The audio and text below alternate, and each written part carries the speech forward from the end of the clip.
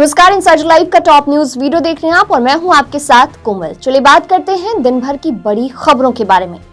गुजरात विधानसभा चुनाव के दूसरे चरण की वोटिंग संपन्न हुई। सेकंड फेज में दोपहर 3 बजे तक 50% से ज्यादा मतदान हुआ। प्रधानमंत्री नरेंद्र मोदी और कांग्रेस के राज्यसभा सांसद शक्ति सिंह गोहिल सहित कई दिग्गजों ने वोट डाला। 14 जिलों की 93 सीटों पर हो रही वोटिंग में 61 राजनीतिक दलों के 833 उम्मीदवार मैदान में हैं।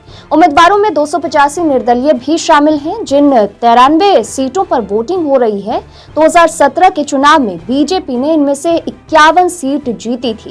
कांग्रेस ने 39 जबकि 3 सीट पर निर्दलीय जीते थे। गुजरात में दूसरे चरण की वोटिंग के बीच कांग्रेस ने पीएम मोदी पर आचार संहिता से उल्लंघन का आरोप लगाया है। कांग्रेस का कहना है कि वोट डालने के बाद प्रधानमंत्री नरेंद्र मोदी ने रोड शो कर आचार संहिता का उल्लंघन किया है। इसी बीच बीजेपी का कहना है कि पीएम मोदी ने केवल मतदाताओं से वोट देने की अपील की, कोई चुनाव आचार संहिता का उल्लंघन नहीं हुआ है। उधर भाजपा की प्रतिनिधि मंडल ने मुख्य निर्वाचन अधिकारी से मुलाकात कर सपा पर उपचुनाव में फर्जी मतदान कराने का आरोप लगाया है। उत्तर प्रदेश के सहकारिता मंत्री जेपीएस राठौर के नेतृत्व में भाजपा के प्रतिनिधि मंडल ने मुख्य निर्वाचन अधिकारी अजय शुक्ला से मुलाकात की और सपा पर रामपुर और मैनपुरी में फर्जी मतदान कराने का आरोप लगाया। भाजपा प्रतिनिधि मंडल ने मुख्य निर्वाचन अधिकारी को इस संबंध में ज्ञापन भी सौंपा है। गुजरात चुनाव में आज वोटिंग को लेकर शिवसेना के ठाकरे गुट के सांसद संजय राउत ने पीएम नरेंद्र मोदी और बीजेपी पर कटाक्ष किया है और चुनाव परिणाम आने से पहले ईसी और ईवीएम पर सवाल उठाए हैं। संजय राउत ने कहा कि लोग कह रहे हैं कि चुनाव व्यवस्था पर उनका विश्वास नहीं रहा है। सरकार के विरोध में लोग की भावनाएं होते हुए भी बीजेपी उम्मीदवार वहां जीत ही जाए जरूरी नहीं।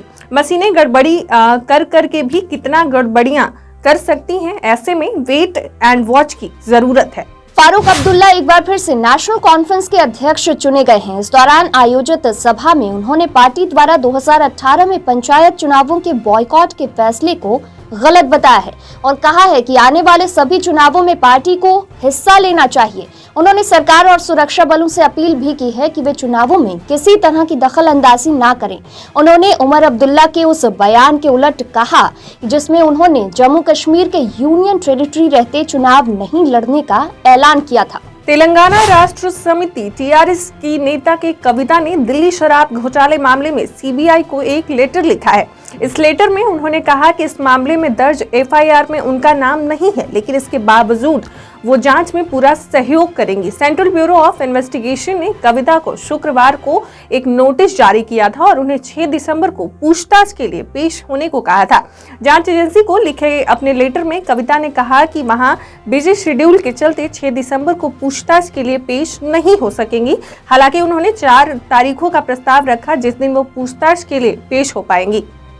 राष्ट्रवादी कांग्रेस पार्टी यानी एनसीपी के केरल के अध्यक्ष पीसी चाको ने सोमवार को कांग्रेस नेता शशि थरूर को लेकर बयान दिया है। उन्होंने कुन्नूर में कहा कि अगर कांग्रेस सांसद शशि थरूर एनसीपी में आते हैं तो उनका गर्मजोशी से स्वागत किया जाएगा। शशि थरूर तिरुवनंतपुरम से सांसद बने रहेंगे चाहे कांग्रेस उन्हें नकार दे। चाको ने कहा कि मैं नहीं जानता कि कांग्रेस उन्हें नजरअंदाज क्यों कर रही है। वहीं कांग्रेस के सांसद शशि थरूर ने कहा कि अगर मैं वहां जाऊं तो उनका स्वागत होना चाहिए। उन्होंने साफ किया कि वह एनसीपी में शामिल नहीं हो रहे हैं। पीसी चाको से उनकी इस मामले में कोई बातचीत नहीं हुई है। प्रधानमंत्री नरेंद्र मोदी 11 दिसंबर को बिलासपुर नागपुर रूट पर चलने वाली देश की 6ठी semi high speed Vande Bharat train का उद्घाटन करेंगे। मीडिया रिपोर्ट के मुताबिक ट्रेन सप्ताह में 6 दिन चलेगी और यात्रा एक चरण करीब 5.5 घंटे में पूरा करेगी। एक अधिकारी ने बताया कि बिलासपुर नागपुर वंदे भारत ट्रेन का उद्घाटन प्रधानमंत्री नरेंद्र मोदी नागपुर में करेंगे। पटना के मशहूर शिक्षक खान सर के एक पुराने वीडियो को लेकर एक बार फिर से विवाद खड़ा हो गया है।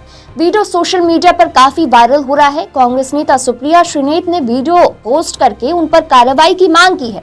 दरअसल कांग्रेस नेता सुप्रिया श्रीनेत ने खान सर का एक पुराना वीडियो ट्विटर पर साझा किया है, जहां खान सर उदाहरण दे रहे थे कि कैसे एक वाक्य का अर्थ बदल जाता है जब सुरेश नाम की जगह अब्दुल हो जाता है। वीडियो पर पहले भी विवाद हुआ था। खान सर वीडियो में बच्चों को समझा रहे हैं कि कैसे सुरेश ने जहाज उड़ाया का अर्थ अलग निकलता है, उसी जगह अगर अब्दुल ने जहाज उड़ाया तो उसका अर्थ दूसरा निकल जाता है। उनका यही मजाकिया लहजे में दिया गया उदाहरण विवाद की वजह बन गया है।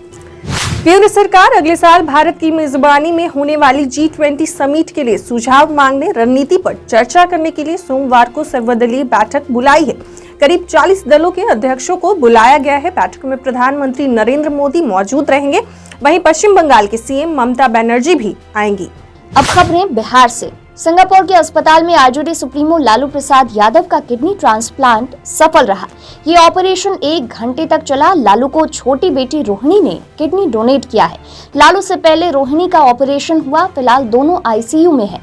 लालू की छोटी बेटी और बिहार के डिप्टी सीएम तेजस्वी यादव ने फेसबुक पर एक वीडियो शेयर कर लिखा, पापा होश में हैं और बातें कर रहे हैं। आप सभी की शुभकामनाओं के लिए कोटि कोटि धन्यवाद। लालू की बेटी मिसा भारती ने भी सोशल मीडिया पर लिखा, पापा ठीक है। बिहार के सारण जिला में एक शादी का अजीबोगरीब मामला सामने आया है। जिले के पानापुर में एक युवक अपनी होने वाली दुल्हन को लेकर ही फरार हो गया। इधर युवती के पिता थाने में बेटी की बरामदगी की गुहार लगाने पहुंच गया। लोक जनशक्ति पार्टी रामविलास के प्रमुख चिराग पासवान ने भी बिहार में बिगड़ती हुई कानून व्यवस्था को लेकर अरवल की सड़कों पर पद यात्रा निकाली है। चिराग की बिहार बचाओ पद यात्रा आज यानी सोमवार को अरवल में निकाली गई, जिसका नेतृत्व खुद चिराग पासवान कर रहे हैं। पटना में सेक्स रैकेट से जुड़ा मामला लगातार सामने आ रहा है। इसी बीच रविवार को भी रात 8 बजे पटना के एक गेस्ट हाउस में छापेमारी की गई। इस छापेमारी में 4 महिला समेत कुल 7 लोगों को गिरफ्तार किया गया है। इसमें 2 ग्राहक, गेस्ट हाउस के मैनेजर और 4 महिलाएं शामिल हैं। गेस्ट हाउस से कई आपत्तिजनक सामान को भी जब्त किया गया है। इस छापेमारी के दौरान पूरे इलाकों में हलचल मच गया है।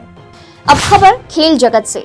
बांग्लादेश के खिलाफ मुकाबले के दौरान केएल राहुल से कैच छूटने के बाद उनकी खूब आलोचना हो रही है।